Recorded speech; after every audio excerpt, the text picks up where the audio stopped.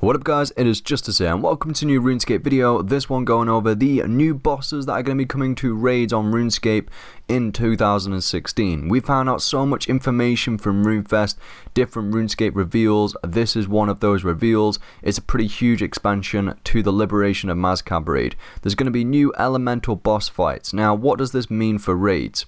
It means an expansion to the existing Liberation of Mazcab raid, part of the same looting system as well, which basically means more techie for everybody per loot run.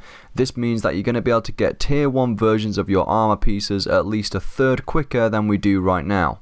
The new boss will most likely have a higher threshold of techie being dropped as well, predicting around 1500 to 2000 techie when killing the boss. And the reason why I'm saying this is because the difference between the techie drops between Durzag and Yakamaru are quite substantial.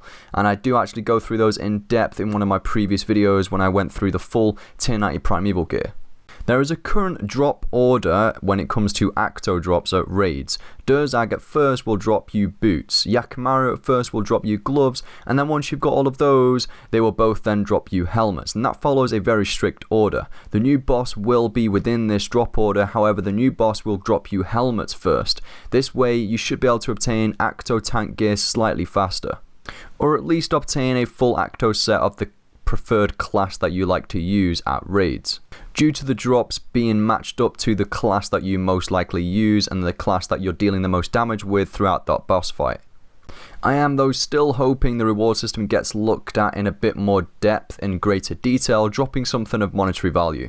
They could even link it into the invention skill that is being released, I think in January 2016. They could really look at releasing some sort of monetary or materialistic drops that help us with at least that skill maybe, but just something that will give us a bit more of an incentive to do raids. And I've also heard that they are considering on making the new boss more accessible. This is not confirmed though, and they're actually planning potentially on aiming it at smaller teams. I'd like to see 6-man rather than 10-man I think on the next boss, and at least 3 main tanks being needed with at least the raid tier 1 tank gear as a requirement. So it really makes Durzag and Yakamaru even more worth it.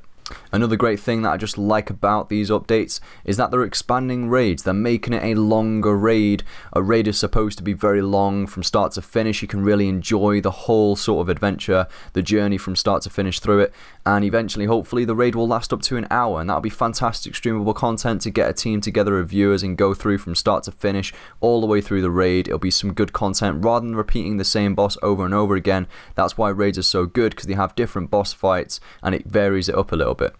Having the longer raid as well will link in with the way the looting system has been created, is that you can only loot once every 2 days. So if you have a very long fight, it will actually make more sense to only be able to loot it once every 2 days.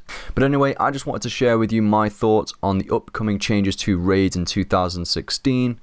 A thumbs up on this video would be really much appreciated, and if you are a new viewer, feel free to subscribe. I'll see you guys in the next one.